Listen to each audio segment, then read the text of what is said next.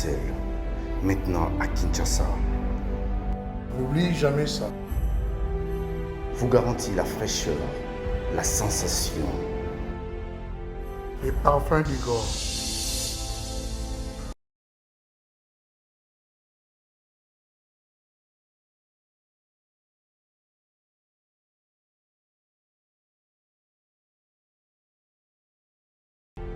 France, contactez-nous au +33 78 30 57 14. Et à Kinshasa, nous sommes au local 59 de l'immeuble Boutour. Fabriqué à base de plantes naturelles. N'oubliez jamais ça. Mesdames et messieurs, bienvenue. Merci de suivre Critique Info, premier numéro. Alors, l'actualité, nous parlons de tout ce qui se passe en République démocratique du Congo. Quel étonnement! C'est vrai, pour plusieurs personnes, ce qui se passe en République démocratique du Congo est totalement inexplicable. On ne peut pas comprendre cela. Effectivement, ces gens n'ont pas tort. Ils n'ont pas tort parce que, comme je vous ai toujours dit, si on vous explique la question de la RDC, donc si on vous explique la RDC, et que vous comprenez ce qu'on vous a mal expliqué. Parce que, en des termes simples, vous ne pouvez pas comprendre ce qui se passe ici. Alors, moi, je ne serai pas là pour attaquer les gens, pas du tout. J'ai beaucoup d'énergie pour m'attaquer aux gens. J'en ai tellement beaucoup que il m'en faudra encore un peu plus pour attaquer les gens. Je trouve que c'est pas intéressant de m'attaquer aux gens, mais par contre, il est plus important pour moi de m'attaquer aux faits, de m'attaquer aux choses qui se passent, aux principes, ce qui est plus important, de le rappeler même d'ailleurs, si possible.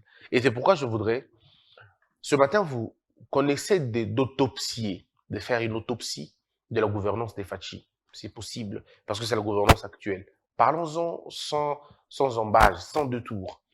Allons dans le fond de la question et regardons. Et puis après, on va analyser. Ce qui est très important dans cette démarche, c'est que cette démarche ne vise pas des coupables. Cette démarche vise un avenir meilleur. Nous, journalistes, nous sommes comme des panneaux de signalisation. J'ai envie de dire que les penseurs dans une république, c'est des hommes qui réfléchissent à la place des autres et qui montrent sinon la voie, qui disent aux autres, voilà le chemin à suivre. Mais c'est vrai, Général Marc Arthur le dit si bien, ne soyez pas gênés si vous êtes mal compris. Posez plutôt la question, c'est quoi le niveau de votre auditoire? Parce que lorsque vous placez un savant dans un auditoire rempli d'idiots, il est le premier idiot. Parce qu'il ne sera pas compris par la multitude des idiots qui partagent la même conviction de l'idiot. Et donc, ce n'est pas, pour moi, difficile lorsque je parle et que les gens ne me comprennent pas. Ça ne m'offusque pas. Ça ne me gêne pas. Seulement, je regarde la nature de ceux qui me contredisent, la nature de ceux qui me portent dans leur cœur. Parce que tout est question encore une fois, j'ai envie de rappeler les livres de Gustave Le Bon, son livre La psychologie des foules. Il faut voir en réalité qui vous comprenne. Parce que si c'est une foule qui vous comprend, c'est très dangereux parce que la foule est guidée par l'émotion. La foule n'est pas guidée par la raison. La foule est guidée par l'émotion, par la frustration, par les accusations et par les excuses. Mais le groupe, là, la petite aristocratie, ce petit groupe d'individus assez éclairés, eux ne sont pas dans les émotions, ils sont dans la raison. Et donc, si eux vous félicitent et qu'ils ne sont qu'à 2, ils ne sont qu'à 3, ben alors, estimez-vous heureux. Estimez-vous heureux. Parce qu'à un moment donné, Christ, quand il arrive, il trouve qu'il y a beaucoup de monde, mais il ne prend que 12. Il ne prend que 12, il pouvait prendre 100, 150, 200, mais il n'a pris que 12. Et donc, à un moment donné dans la vie, vous devez savoir, oui, vous devez chercher, savoir à qui vous voulez plaire. Si vous voulez plaire à tout le monde, eh bien, vous plairez à n'importe qui, parce que vous serez le premier n'importe qui. Mais si vous voulez véritablement faire des choses pour laisser des empreintes indélébiles dans la société, poser des actes, la génération d'aujourd'hui peut ne pas comprendre, parce qu'elle est emportée par les émotions, par les sentiments. Elle pourra vous juger, elle pourra même vous lapider. Ben, 2000 ans après, vous serez la référence de l'humanité. Mesdames et messieurs, donc là, nous parlons finalement de ce qui peut être comme échec ou qu'est-ce qui a véritablement conduit la gouvernance des Fachi dans le trou? Ou qui est en train de le conduire dans le trou? Et la possibilité, est-ce qu'il y a possibilité de se ressaisir? La réponse tout de suite est oui. Possibilité de se ressaisir, oui. Sommes-nous, est-ce que c'est trop tard? Non. Il n'est jamais trop tard pour faire le bien. Ça, on le dit. Mais maintenant, autopsion. qu'est-ce qui a fait que le pouvoir des Fachi, tout comme à un niveau haut, et j'expliquerai les niveaux de il faut revenir sur deux éléments importants. Le premier, c'est, je veux dire, deux écoles différentes. La première école, c'est l'école qui appartient à ceux qui accusent et qui abandonnent facilement. La deuxième école appartient à ceux qui pensent que l'on peut trouver des raisons de ce qui ne marche pas pour améliorer et puis ça marche. Et j'appartiens dans cette école-là de ceux qui pensent, pas des fatalistes, mais de ceux qui pensent que ça peut aller et ça peut marcher, que l'on peut corriger les choses. Mais alors, je veux vraiment vous dire de façon claire qu'est-ce qui n'a pas marché et qu'est-ce qu'il faut mettre pour que ça marche. D'abord, il faut épingler les points que j'ai eu à épingler ici. Le premier problème de la gouvernance de Fachi, c'est le casting. Souvenez-vous que nous sommes en 2018, lors des élections. Je suis reçu dans des médias, même là où j'étais avant, je le disais. Je disais que l'opposition a la possibilité de remporter ces élections. Elle pourra gagner l'élection. Et je me rappelle en ce moment-là, je disais que Fachi allait avoir le pouvoir et les gens ont suivi de toutes les façons. Et maintenant, je disais que le plus grand problème, comme je le dis toujours, n'a jamais été de prendre le pouvoir. Parce que le pouvoir, on peut vous le donner, le pouvoir, vous pouvez le conquérir. Donc, le problème n'a toujours pas été de prendre le pouvoir. Le problème a toujours été de savoir qu'allez-vous faire de ce pouvoir. Parce que je vous dis toujours, messieurs et dames, on ne se rappelle pas de comment vous avez eu le pouvoir, on se rappelle toujours de comment avez-vous dirigé. La question n'a jamais été, est-ce que vous avez obtenu votre pouvoir par la force, par la fraude, par la triche? Parce que tous ces moyens-là ont existé avant l'homme. Ça existait avant nous, ce moyen-là. La triche, la rébellion, le coup d'État, tous ces moyens ont existé avant nous. Donc, l'humanité ne se rappelle pas de comment vous avez eu votre pouvoir. L'humanité se rappelle toujours de comment avez-vous géré ce pouvoir. Comment vous l'avez géré? Quelle était l'intelligence qui avait géré le pouvoir? Est-ce l'intelligence de la conservation du pouvoir par la force ou l'intelligence de la conservation du pouvoir par la réalisation de promesses, par la réalisation d'un plan, sinon par la réussite de la mise en place de la survie à peuple, du bien-être à peuple? Parce qu'il y a le pouvoir pour le pouvoir, et puis il y a le pouvoir pour construire, pour aménager, pour faire évoluer, et tout ça. Et très souvent, nous perdons parce que les gens veulent avoir le pouvoir pour le pouvoir. Vous pouvez faire 32 ans. Vous pouvez faire 30 ans au pouvoir, 18 ans au pouvoir, 15 ans, même 10 ans. Le plus important, ce n'est pas le temps que vous faites au pouvoir. Et vous, votre intelligence, votre capacité d'intelligence n'est pas mesurée en fonction de votre longévité au pouvoir, mais en fonction de vos réalisations. Et je veux dire la qualité de vos réalisations. J'ai envie d'ajouter la durabilité de vos réalisations. C'est ce qui détermine les groupes des savants et les groupes de petits messieurs, de petits esprits. Parce qu'attention, vous pouvez avoir le pouvoir, mais vous n'êtes qu'un petit esprit. Vous pouvez avoir le pouvoir, mais vous n'êtes qu'un rien. Vous n'avez pas cette notoriété, cette notoriété, vous ne l'avez pas. Et plusieurs personnes, malheureusement, tombent dans le piège d'avoir le pouvoir pour le pouvoir. Avoir le pouvoir pour perpétrer un système matériel, c'est possible. J'ai le pouvoir, je m'achète des véhicules, je m'achète des maisons, je deviens milliardaire, je deviens millionnaire, j'enrichis ma famille, alors mes enfants font la folie. C'est possible. Et c'est d'ailleurs ça que plusieurs personnes font. Mais il y a un autre groupe de gens maintenant, quand ils prennent le pouvoir, la question est celle de savoir qu'est-ce que nous allons laisser à l'humanité. Est-ce que nous allons, quelles sont les politiques que nous allons mettre en place pour finalement asseoir notre identité dans l'immortalité et pour nous offrir une place dans les consciences collectives afin que notre nom soit attaché ou rattaché à tout ce qui est beau, à tout ce qui est bon, à tout ce qui est vrai et à tout ce qui est, bon et beau et vrai et bien.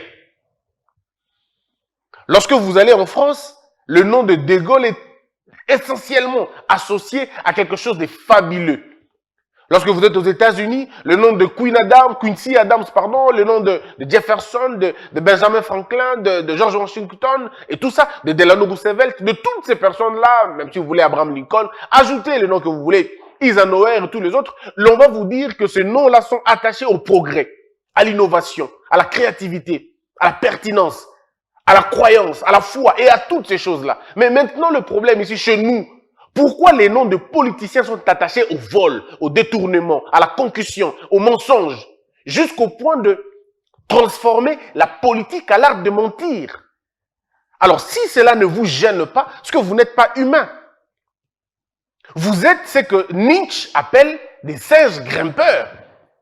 Parce que la différence entre un singe grimpeur et un homme, c'est la honte, la faculté d'avoir honte. Donc, si vous n'avez plus honte, en vous, il n'y a plus de honte, c'est que vous êtes un singe grimpeur. Parce que qu'est-ce fait un singe grimpeur? Il mange devant les gens, il se soulage devant les gens, il écarte les jambes devant les gens, il est totalement dépaysé, quoi. Enfin, je veux dire, il est dans son élément. Et son élément, c'est la bêtise, parce qu'il peut vivre dans la prairie de la bêtise. Contrairement aux hommes qui sont guidés par le bon sens, par la honte. Ils savent que ça, je ne peux pas. Mais chez vous, lorsque vous avez inversé toutes ces valeurs-là, le vol est célébré, le mensonge est cultivé, le mal est institutionnalisé. Alors je me pose la question, qu'est-ce qu'il reste encore? Qu'est-ce qu'il reste encore de sublime? Comme Cicéron s'étonnait, qu'est-ce qu'il reste encore de bon à Rome? Qu'est-ce qu'il reste encore de bon ici? La grande question est celle-là. Quand on a tout désacralisé, peut devenir député qui veut, peut devenir conseiller qui veut, peut devenir ministre qui veut, peut devenir PDG qui veut. Mais qu'est-ce qui reste encore de bon? Qu'est-ce qui reste encore de bon? Tout le monde peut se retrouver, tout le monde, il peut se retrouver dans tout et partout en train de faire tout. Mais c'est pas possible. Totalement, c'est grotesque à un moment donné. Donc, à un moment donné, vous devez savoir exactement ce que vous voulez. Est-ce qu'il y a tué? Ou le premier piège de l'administration Fachi, c'est l'échec du casting. Et je peux vous garantir sans embâche, lorsque le casting est fait, quand il est mal fait, la première année, on excuse le président. La deuxième année, on comprend le président. Mais la troisième année, on condamne le président. C'est même ça le cheminement du raisonnement. La première année, on excuse. On dit, bon, ça va, ça va, c'est pas grave. La deuxième année, on peut comprendre. On peut dire, bon, ça va, on peut comprendre ça. Mais la troisième année, il ne s'agit plus des excuses, là, il s'agit de la condamnation. Et donc, le responsable numéro 1 de l'échec de cette gouvernance, c'est le président lui-même. Pourquoi? Parce que c'est lui-même qui choisit ses collaborateurs. Donc, à un moment donné, quand les gens disent oh, « ce sont les collaborateurs qui ont tort », et vous allez voir que mon raisonnement est évolutif. Au début, j'avais compris, je comprenais. Et puis après, ça a évolué, je mettais un peu de tout ça. Et aujourd'hui, on est au terme en disant « Non, alors là, le président est le seul responsable. » Parce que si tout le monde voit l'échec et le chef ne le voit pas lui-même, alors c'est lui le problème. Et donc, c'est au président de décider maintenant, je me défère. Mais je comprends. Je comprends pourquoi. Se retrouver dans une situation telle que la situation dans laquelle le chef de l'État se trouve est une situation, c'est vrai, assez délicate. Mais c'est même dans ça, c'est dans cette délicatesse-là que naissent les leaders. On reconnaît un leader pas dans un moment de paix. Le leader est connu quand le moment n'est pas favorable. Sinon, les mécaniciens n'est pas connu quand le véhicule est en bon état. Pour se connaître le mécanicien, il faut que le véhicule soit en panne. On ne reconnaît pas la valeur d'un quado quand vous n'avez pas de problème de pneus. C'est lorsque vous avez un problème de pneus que vous êtes là. Lorsqu'on est en bonne santé, le médecin n'est pas compétent. Mais c'est lorsqu'on est malade, qu'on a besoin de la santé, qu'on a besoin de rétablir la santé, qu'on a besoin d'un médecin. Que la compétence de médecin, finalement, s'en sort. Quand on dit leader, on a l'impression, leadership, on entend deux mots. Il y a le bateau et puis il y a les commandants. Alors, le commandant du bateau, lorsqu'il n'y a pas de vague, il n'y a rien, tout va bien, on ne sait pas s'il est compétent ou pas, parce qu'il est plus facile de conduire dans le naturel que de conduire dans le surnaturel.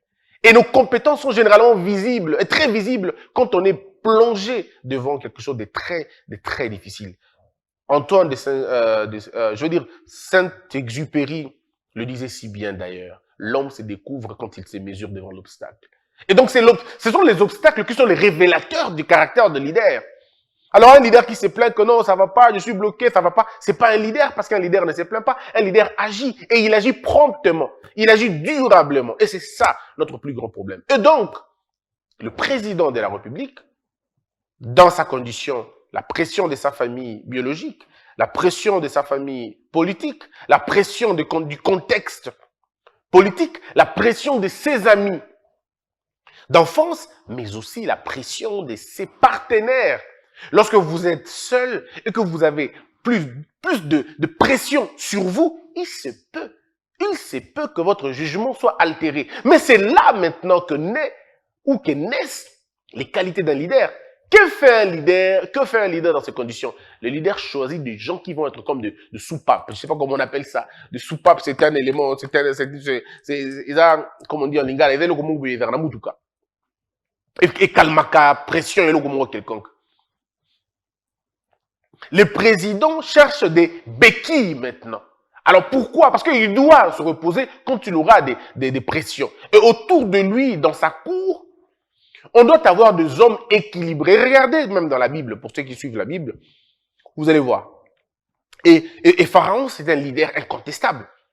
Pharaon est un leader, mais pas seulement un leader, Pharaon est un leader historique, emblématique. Il n'a rien à voir avec ce que les gens font. Regardez ce qu'il fait. Pharaon fait un rêve.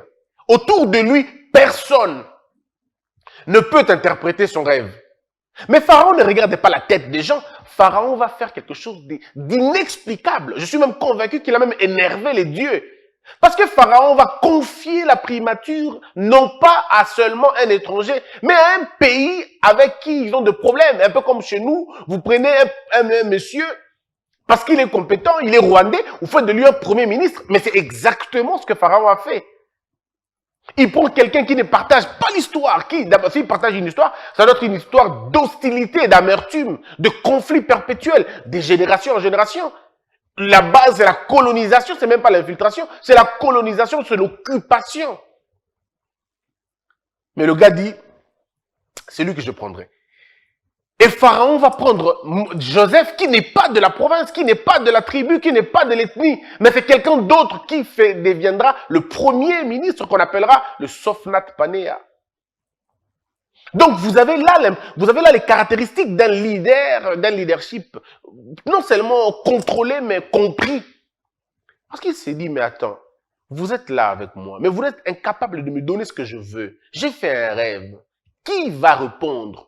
Qui va traduire, interpréter mon rêve? Et dans la cour, personne ne pouvait. C'était des magiciens, c'était des cerveaux les plus illuminés de la partie. Mais on va prendre Joseph, qui n'avait pas d'expérience, tout ça, mais parce que le gars avait une tête et puis il a réussi à faire l'affaire. Et c'est comme ça. Donc, il faut qu'à un moment donné, le chef de l'État se dise, non, non, entourage nanga, je suis le responsable direct du choix. Même si nous savons que dans le choix que le chef de l'État a fait, il y a beaucoup de conseillers que le chef n'a même pas vus. Bah, il a qui est? Moussouba aussi parti politique. Moussouba aussi est pas famille. Moussouba aussi tout ça. Bah, tout le monde. Alors, il y a des gens qui ont conçu le programme. Mais quand on conçoit le programme pour vous, et que c'est vous qui allez répondre de tout ça, eh ben, vous ne vous comportez pas comme tout le monde. Vous agissez en conséquence. Mais regardez, depuis que nous avons commencé le mandat de Fachi, il y a plus de scandales dans la présidence que dans l'entité Moussoussou. Mais malheureusement, en dehors de Vital Kamerhe, aucun conseiller n'a été en prison. Et ceux qui ont eu la malchance d'aller en prison ne sont pas restés une semaine. Ils sont tous sortis de la prison. Quel est le message que vous envoyez aux autres? Il faut protéger le sien. Tobomba ouais abisso. Comme chez nous, on dit en lingala, et qu'il a le condo fa pekato. Bino pe bozana soki na mumu nuka mumu eshu, soki mumu mesha mumu, soki mumu mumu meshu. Bozana bloc na bino wana. Et c'est ça qu'on appelle aussi na soki na Kikongo, soki beto na beto, soki musuku na rampangi na mpangi. Donc c'est en fait ça que nous voulons envoyer à la population. Il y a un autre message. Donc le casting a déjà été un problème. Les gens sont choisis sur base de la copinocratie. Même quand ils étaient en Europe, ils n'ont rien fait là-bas. Pas tous. Beaucoup. Il y en a qui ont travaillé vrai en Europe, mais il y en a d'autres qui n'ont pas travaillé. Qui n'ont jamais travaillé. Vina mobimba mata non jet te. Vina mobimba mata jet te. Amata limousine te. Bafungolele portière te. Aibi classeur te. Aibi ne malamugranatongo te. Il connaît pas toutes ces choses-là. Alors, Mbala Liboso a vina il y a un mekango. Il met ça à la présidence. Alors quand quelqu'un vient mettre ces choses à la présidence, mais c'est extrêmement dangereux. Qu'est-ce qu'il va apporter comme conseil? Ils sont tous dans le dossier. Mais c'est ça qui est très compliqué. Mais aussi, n'exagérons pas. Ne tombons pas dans le piège de mettre tout le monde dans le même sac. Il y a de ces conseillers qui sont des bons, qui travaillent, qui ont un passé respectable. qui ont posé des actes que tout le monde a vus ou que certains ont vus, qui ont eu de métiers, qui ont eu de carrières, qui ont eu de professions, bien établies d'ailleurs. Mais la majorité, aussi il faut dire un truc, avoir fait des études ne veut pas dire avoir de l'expérience dans le travail. Tu peux avoir fait des études, autant qu'on économiste, il y a Malonga pour aussi si classe l'économie, mais tu n'as jamais fait des notes techniques, tu ne le connais pas. Il y a aussi des hommes qui sont des gens qui sont des juristes, à tant qu'il est droit, mais il n'a jamais été confronté à la vie pratique, à une vie pratique. Et c'est ce qui est compliqué. Donc tu peux être beau, intelligent comme tu veux, mais est-ce que tu as été rodé dans la pratique? On ne s'improvise pas victoire, on ne s'improvise pas champion. Le champion a une histoire. Le champion connaît des échecs. Le champion connaît des défaites. On ne devient pas champion parce qu'on veut le devenir. On devient champion parce qu'on y travaille. On a consacré beaucoup de temps. Devez demander à Michael Jackson, demander à Mike Tyson, demander à tous ces gens-là. Ils vous diront, demandez même à Junior Makambu. Demandez à Makambu, demandez à Makambu, il va vous dire qu'on ne devient pas champion parce qu'on se réveille un matin, il y a comme un champion. Non, comme un champion, il y a un prix à payer pour ça. Donc, le casting est un problème très sérieux pour la présidence et pour le président Félix Tshisekedi.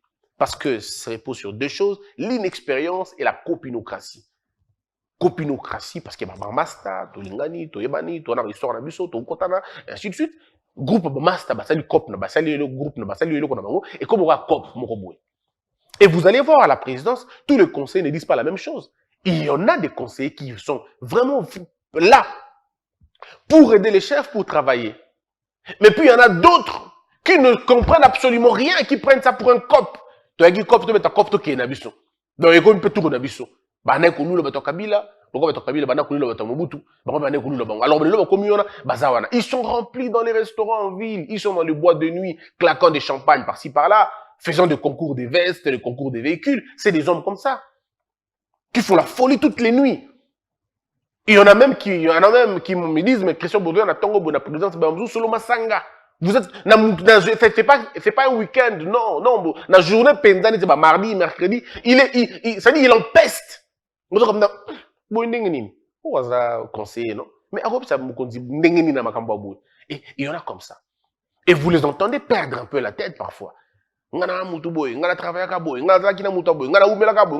Et ça, c'est récurrent. Bon, à vrai dire, il faut aussi comprendre que ce n'est pas parce que vous êtes conseiller que vous devenez un surhumain. Vous restez humain.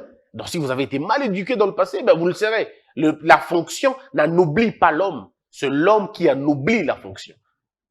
C'est très important. Le deuxième problème de la gouvernance des Fachi, c'est le suivi. Il n'y a pas de suivi, malheureusement. Il n'y a pas de suivi. C'est la maladie des Congolais. C'est l'absence de la culture de l'excellence. Les gens ne suivent pas. Et ça, c'est, excusez-moi de vous le dire, mais c'est le propre du Congolais. Nous tous, nous souffrons de cela. On a cette confiance aveugle. Je dis à Homo ou à Néhémie ou à LG, faites-moi ceci. Et moi, je m'en vais. Je ne contrôle pas. Et au jour du résultat, je suis déçu. Parce que nous avons en nous ce problème-là. Et ça, c'est collectif. Manque qui a suivi, et dans regardez les chantiers qui sont construits par-ci, par-là. Lorsqu'on remet l'ouvrage à la personne, vous vous rendez compte que la personne se dit non, vous savez qu'il y a un malamouté, ceux qui n'ont pas qui, et ils ont la bonne côté. Donc nous tous, on a ce problème-là. Mais au niveau de la présidence, et ça, souvent, nous n'avons pas de suivi. Alors on va voir cette image derrière moi. Ça va certainement vous choquer. Je vous parle ici de 30 millions de dollars, à peu près 30 millions de dollars au Ebimaki. Je n'entre pas dans la procédure, il y a marché public, gré à gré, je ne suis pas dedans. Parce qu'en réalité, au Congo, on peut faire dire une urgence, ce qui n'est pas une urgence. À partir de quel moment ça devient une urgence, à partir de quel moment il y a une urgence. Pour la Bango, quand le président s'étonne, ou le président s'exclame, ou le président n'est pas d'accord avec quelque chose, et quand il m'a mon projet urgence. C'est pas possible. Donc, ça, on va voir ça dans une autre, la faute d'Abango Moussous. Botala image dans la Simananga. Pendant que dans Zoloba, regardez. Kinshasa zéro trou yango. Quel est le mécanisme de suivi qu'on est en train de mettre en place pour appliquer le code bien? Parce que depuis Toyokaka suivi, que Bangosa là, zéro trou.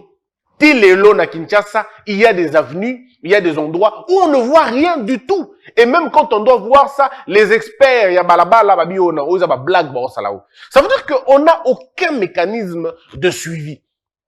Makambozo le Ghana province, Makambozo le Ghana Kinshasa, le fonds que l'on donne, pas de suivi. Parce que regardez, ceux qui véritablement suivi Ezali Nambokao, ma projet monsieur Ngesa le matin, comment tu peux amener un projet et tu dis que tu veux construire une école à 1 million de dollars? Comment on peut arriver à accepter un projet, un modèle Wana? Ça dit que ça biloko bola tout le cas. Ma projet na biloko na bono bosala qui a ba so de mouton oyo. Ceux qui te qui na mboka ya sérieux et qu'on était tous sérieux. Non seulement que Ezaki urgenté, mais ce n'était même pas prioritaire. Mais parce qu'il fallait maquiller des choses pour que Batouba Mona Kemoussa les salemi, et ainsi de suite, bah il y a des moutons et un dam aux boulevard. Mais en réalité, si on regarde bien, ce sont des moutons n'ont pas réglé le problème. Ça n'a pas réglé le problème d'embouteillage, ça n'a réglé aucun problème. Au contraire, dans certains coins d'ailleurs, ça commence à devenir un problème. Parce qu'on a fui les embouteillages, mais nous retrouvons les embouteillages dans la saut de moutons. Il y a même des embouteillages dans la saut de moutons. Alors dites-moi un peu, qu'est-ce que vous avez fait en réalité? Ce projet n'avait pas été réfléchi. Ce projet n'avait pas été conçu. Et comme il n'a pas été, s'il n'avait pas été conçu et qu'il y avait un bon suivi, ça ne même pas. Parce qu'il y a certains projets qui allaient être étouffés à l'œuf. Je veux dire, dans l'œuf. Comme quand on a un projet, école, on a 1 million de dollars, on dit non, le suivi doit être aussi concomitant, mais avant d'être concomitant, il faut d'abord être dans le suivi, a priori. Avant. Botani non, est-ce qu'il y a faisabilité dans réalisation on n'allait pas avoir tous ces problèmes. Botala binomoko, est-ce que ce zéro nino yango? Et puis d'ailleurs, quand vous dites aux gens qu'il zéro trou, est-ce que ça c'est sérieux même? Le projet même en lui-même porte le germe déjà de sa destruction. Les Kinshasa a besoin de renouveler réhabiliter il faut un autre paradigme. Il faut poser la question aux experts qui vous expliquent. Et je les cite toujours. Nous avons ceux qui ont construit encore les belles routes à Kinshasa. Ils ne sont pas décédés, ils sont en vie. Monsieur Boussima est là, Monsieur Moulaba est là. Ils sont nombreux, ces gens-là, qui ont construit des routes au Congo. Bazali, pourquoi ne pas les appeler carrément Boyana Nutonguto Bandela modèle? On veut faire un nouveau modèle. Mais là, on n'en parlera pas. Parce qu'il s'agit ici de l'argent. Donc, dans le Congo, quand on parle d'un projet, on ne voit pas ce que ça va apporter dans la population. Mais on regarde comment on va gagner l'argent après. Et nous avons fait fuir à cette occasion beaucoup de cerveaux, beaucoup d'opportunités, beaucoup de gens qui avaient des grands projets qui voulaient finalement faire développer ce pays. Ils sont partis parce que le pourcentage continue. Et c'est pourquoi les gens posent plutôt des questions. Où est-ce qu'ils nous quittent par hasard?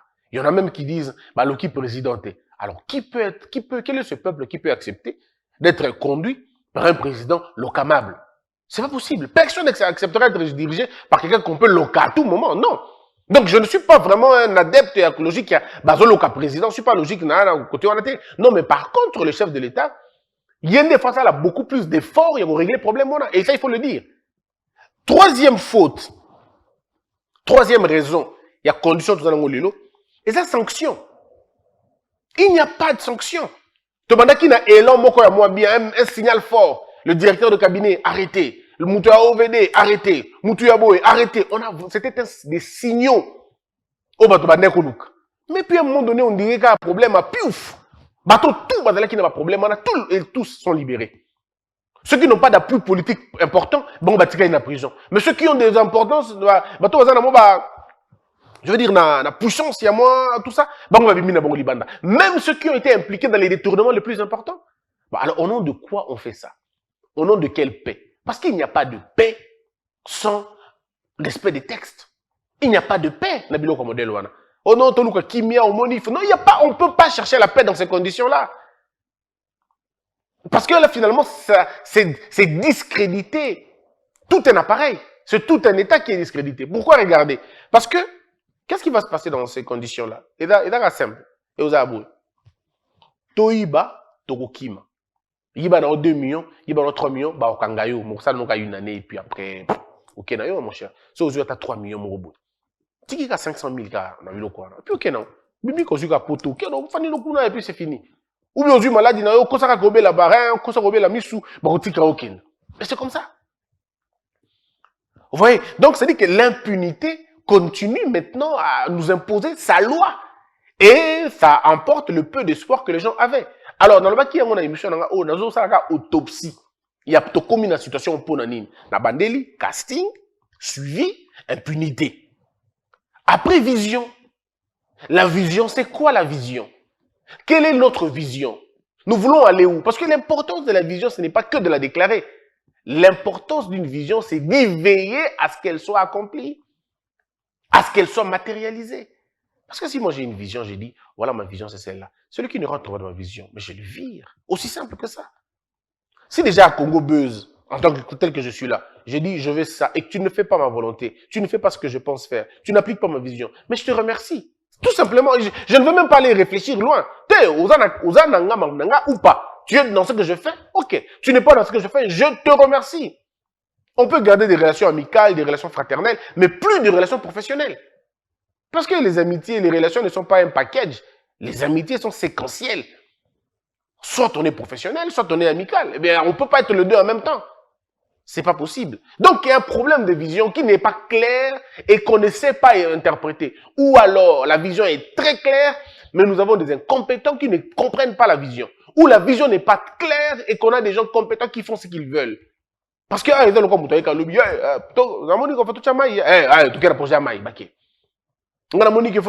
Facebook, Facebook, donc ça dit qu'on ne sait pas une ligne exactement de Zawapi. C'est quoi les fils conducteurs Nabiso? Et c'est ça qui nous a mis dans ces conditions. Et enfin, la planification. Ah, le mal de ce gouvernement, le mal de cette administration, c'est la planification. On ne planifie rien. On se réveille un matin, on dit Chili. On se réveille un matin, on dit on va développer le Kasaï. On se réveille un matin, on dit on va développer l'Équateur. On se réveille un matin, on dit il faut que on va la balle. Mais c'est pas possible. Non. Il faut planifier les choses et donner le temps. Le mimétisme vous trompe. Oh, il faut faire 100 jours. Écoutez, c'est du mimétisme. Et puis d'ailleurs, soyons sérieux. 5 ans pour le mandat. Bon. Bref. Il est important de planifier les choses. Toutes les bonnes choses se planifient. Nicolas Boileau dit clairement, ce qui se conçoit bien, s'énonce bien. Et les mots pour le dire viennent aisément. C'est Nicolas Boileau. Il faut à un moment donné bien organiser les choses. Bien organiser les choses. Et dans bien organiser les choses, c'est encore le casting. C'est encore le suivi. C'est encore sanctionner quand ça ne marche pas. C'est être fidèle à la vision que vous avez. Et ce n'est qu'en ce moment-là que vous faites bien les choses. Planifions.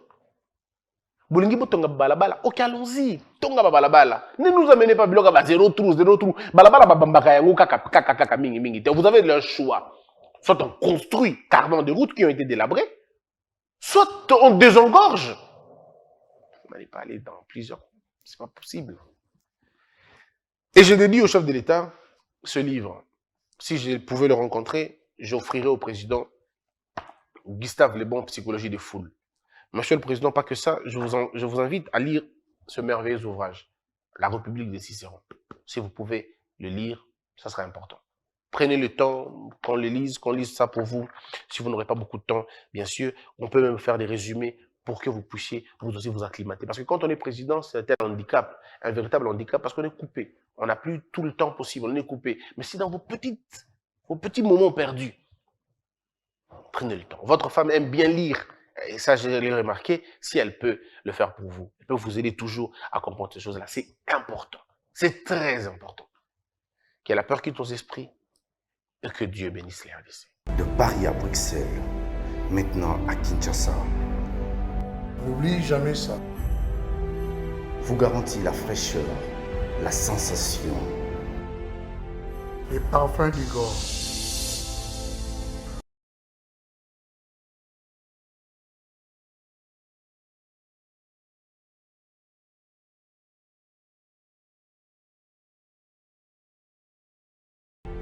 France, contactez-nous au +33 78 30 57 14. Et à Kinshasa, nous sommes au local 59 de l'immeuble Boutour.